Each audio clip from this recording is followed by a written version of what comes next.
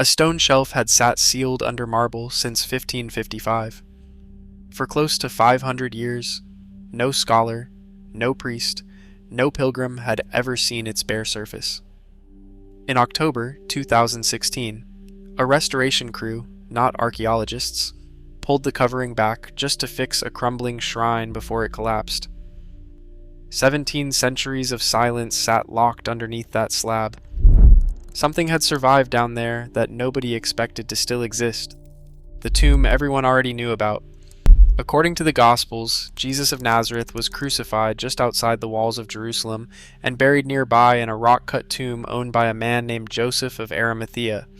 The Gospel of John adds a detail that matters a lot later in this story.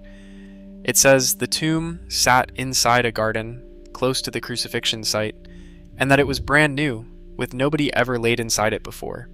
It helps to picture what that kind of tomb actually looked like, since it was nothing like a modern grave dug into open ground. Wealthier families around Jerusalem in this period often carved tombs directly into soft limestone hillsides, sealed with a low rolling stone, leading into a small chamber lined with narrow burial shelves cut into the rock walls. A body would be laid on one of those shelves wrapped in cloth. Archaeologists have found dozens of tombs built this exact way, scattered across the hills surrounding the old city, and the design matches closely with how the Gospels describe Joseph of Arimathea's tomb. For the first few decades after the crucifixion, the location was not some forgotten mystery. Christians living in Jerusalem kept visiting the spot, even after Roman armies crushed a Jewish revolt and burned much of the city in the year 70. Those who fled were able to return just a few years later, and the memory of the tomb's location stayed alive among them. Everything changed in the year 135, after Rome crushed a second, larger revolt. Emperor Hadrian rebuilt Jerusalem as a Roman city, renamed it Aelia Capitolina, and as part of that rebuilding, his engineers filled in the old rock quarry where the tomb sat and built a raised platform on top of it, topped with a pagan temple dedicated to Venus. That single decision by Hadrian, oddly enough, is part of why later Christians stayed so confident about the exact location.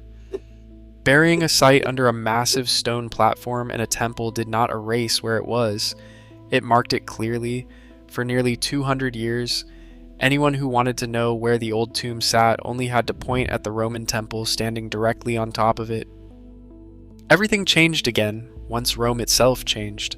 Emperor Constantine converted to Christianity in the early 4th century, and his mother Helena traveled to Jerusalem around the year 326, looking for the holy sites tied to Jesus.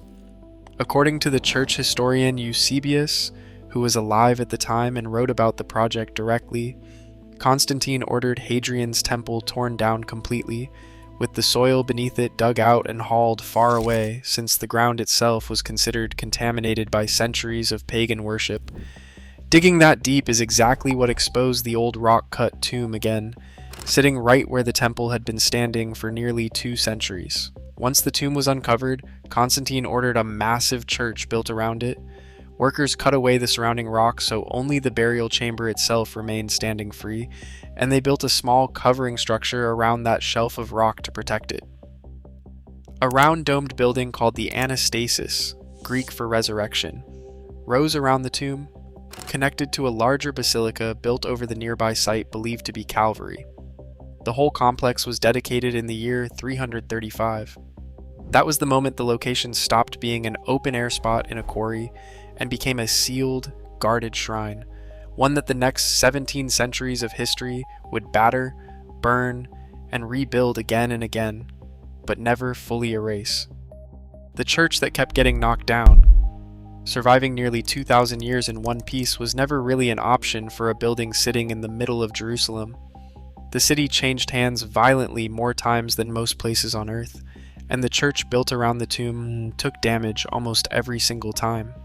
In the year 614, Persian armies invaded and set fire to large parts of the church, though the tomb itself survived. In 1009, the ruler Caliph al-Hakim ordered something far worse, the near-total demolition of the entire complex, an act historians believe helped spark the Crusades. Crusader armies later captured Jerusalem in 1199 and rebuilt the church, dedicating the new structure in 1149. Much of what visitors see today, including the shape of the building around the tomb, comes from that Crusader-era construction, not from Constantine's original. Even after that, the building kept taking hits. Earthquakes shook it more than once, and a fire in 1808 badly damaged the small shrine over the tomb, forcing another rebuild. Iron girders installed by British authorities in 1947 as a temporary fix were still holding parts of that shrine together nearly 70 years later. Ownership of the site is its own complicated story. 3 major Christian communities, the Greek Orthodox, the Roman Catholic Franciscans, and the Armenian Apostolic Church, hold primary responsibility for the site, while 3 smaller communities also maintain a presence there. Getting every group to agree on repairs has historically taken years of negotiation, which is exactly why the little shrine over the tomb sat in dangerous disrepair for so long before anyone fixed it. What finally pushed everyone to agree would end up cracking open a mystery that had sat locked under marble for longer than anyone could prove. The night they finally opened it, by the early 2010s, the small stone shrine covering the tomb, called the Edicule, was in genuinely rough shape. The 3 main custodian communities finally agreed in March 2016 to fund a full restoration, a project expected to cost more than $4 million, backed partly by a royal contribution from Jordan's King Abdullah. A team from the National Technical University of Athens took charge of the work, led by Chief Scientific Supervisor Antonia Moropoulou. The National Geographic Society partnered to document everything on camera, sending archaeologist Frederick Hybert and a film crew to record the process, footage that later became a television special and a magazine feature. Nobody expected the restoration to turn into a scientific breakthrough. The plan was simply to stabilize the shrine and clean centuries of soot off its surfaces, but that meant temporarily removing the marble cladding that had covered the burial shelf since at least the year 1555. On the night of October 26, 2016, workers carefully lifted that marble slab away for the first time in centuries. What sat underneath surprised the team. Instead of bare limestone, they found a thick layer of fill material, and resting on top of it sat another older marble slab, cracked down the middle, with a cross carved into its surface. Some guessed this older slab dated to the Crusader period, roughly 8 centuries earlier. Others thought it might be even older, possibly placed there before the destruction of 1009 and simply left in position ever since. A conservator working that first night asked what the strange gray surface underneath the marble actually was, gave a simple, honest answer caught on camera. Nobody knew yet, she said, and finding out was going to take real scientific testing. Word of the opening spread fast once photographs reached the public. Underneath all that fill and that broken older slab was the original burial surface described in ancient accounts still sitting there after 17 centuries, or had it been lost during one of the church's many disasters? What was hiding under the marble? Removing that layer of fill and the broken older slab took careful, patient work over the following hours. Beneath it, the restoration team finally reached what they had been hoping to find: a gray-beige surface of natural rock, worn smooth in places, sitting exactly where ancient accounts said the burial shelf should be. This rock surface matched descriptions going back centuries. Visitors and pilgrims for generations had been told they were kneeling beside the actual stone bench where the body of Jesus had been laid, according to Christian tradition, but nobody currently alive had ever actually seen that surface exposed to open air and bright light. Restoration photographs from that night show workers and clergy gathered close around the small chamber, watching construction lighting reveal details that centuries of candle smoke and marble covering had kept hidden. Archaeologist Jody Magnus of the University of North Carolina at Chapel Hill, who was not part of the restoration team but has studied the area extensively, pointed out a detail that supports the traditional identification of the site. The immediate area around the church, she noted, was used as a Jewish cemetery around the time of Jesus, and other tombs from that same era still sit inside parts of the church complex today. A tomb from that period sitting inside what was, at the time, a burial ground just outside the old city walls fits comfortably with the kind of location the Gospels describe. Simply reaching the original surface, though, did not answer the biggest question hanging over the whole project. Seeing old rock was one thing.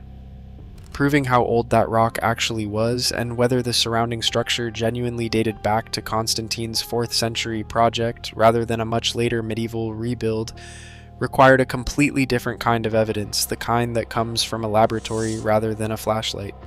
The test that finally gave an answer. To answer that, the restoration team turned to a dating method called optically stimulated luminescence, or OSL.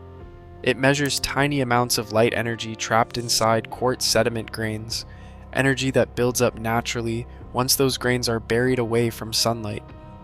When a mason mixes mortar and presses it into place, any quartz sediment inside resets to zero the moment it was last exposed to light before getting sealed away in the dark.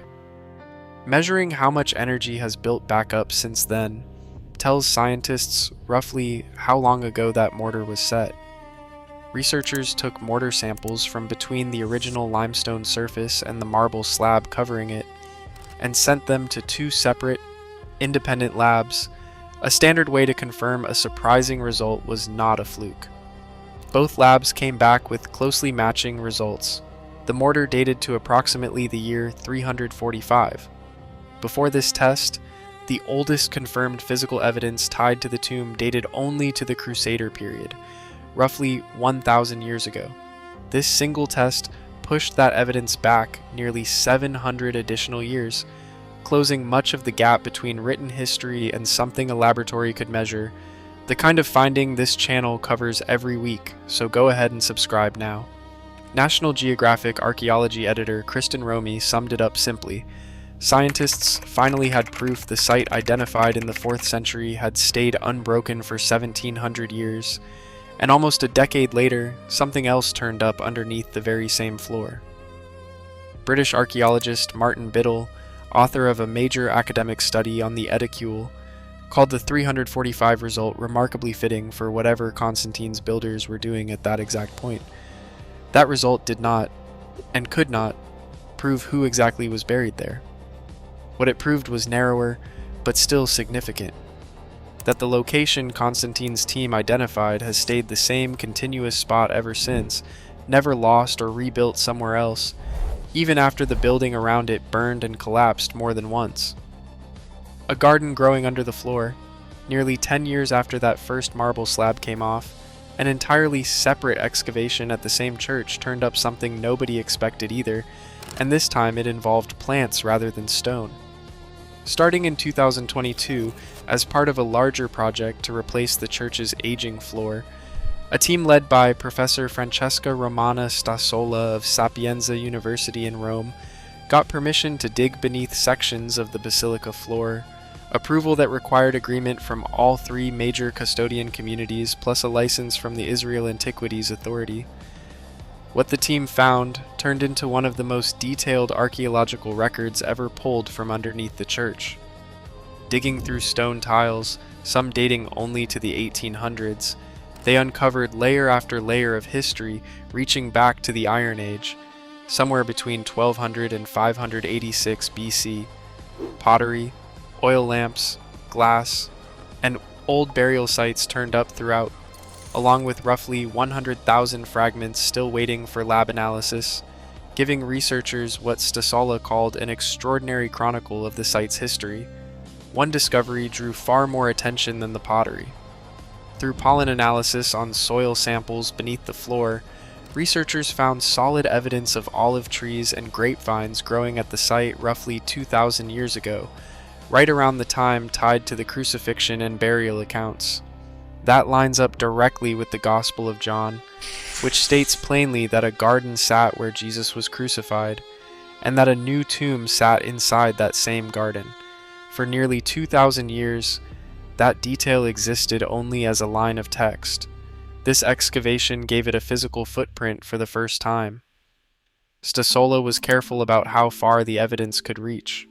Asked whether archaeology could ever confirm Jesus specifically was buried at this exact site, she said faith and history function as two separate fields of study, each with its own kind of proof.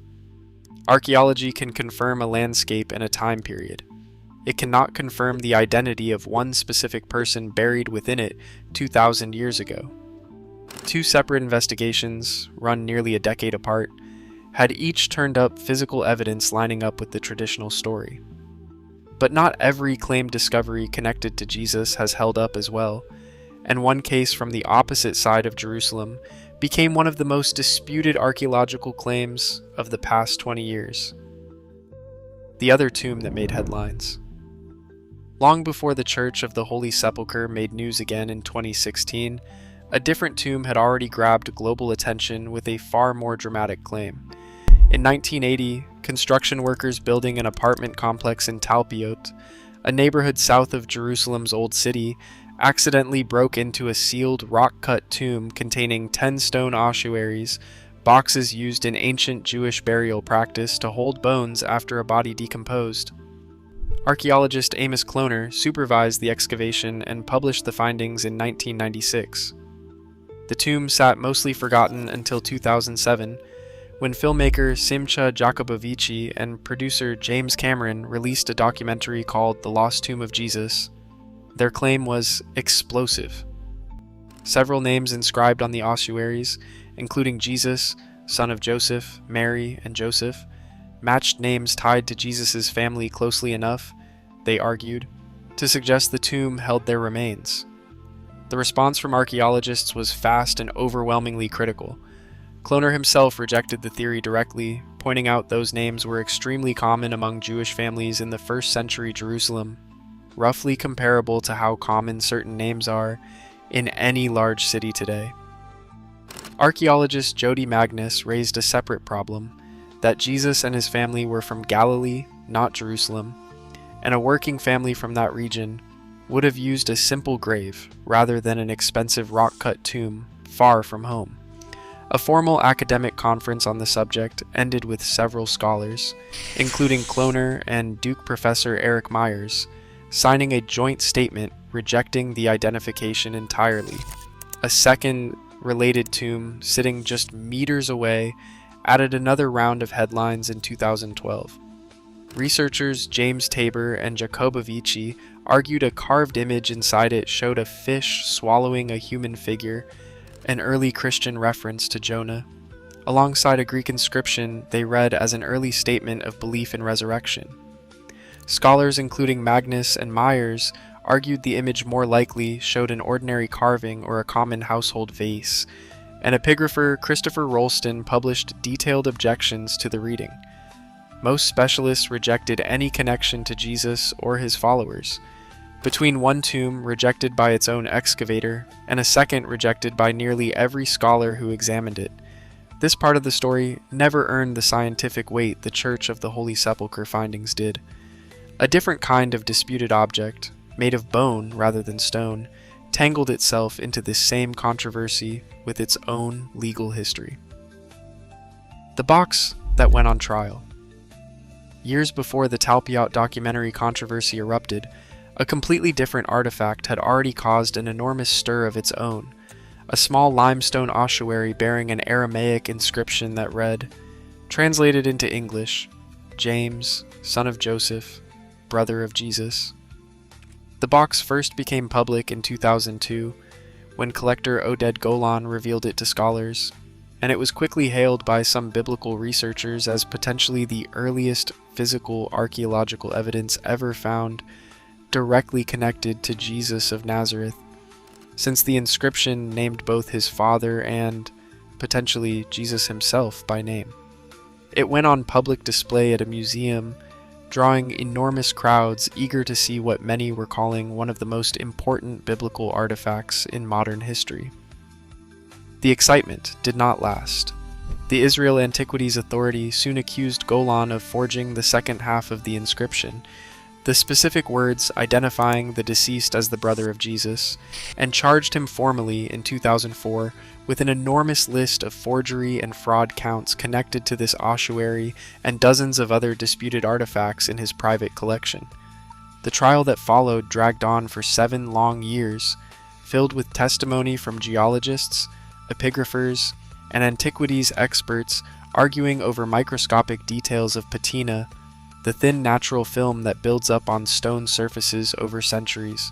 When Jerusalem District Court Judge Aharon Farkash finally delivered his ruling on March 14, 2012, he acquitted Golan of every single forgery and fraud charge connected to the ossuary, though he did convict Golan on a separate, far more minor charge of trading in antiquities without a proper license. Judge Farkash was careful and specific about exactly what his ruling actually meant.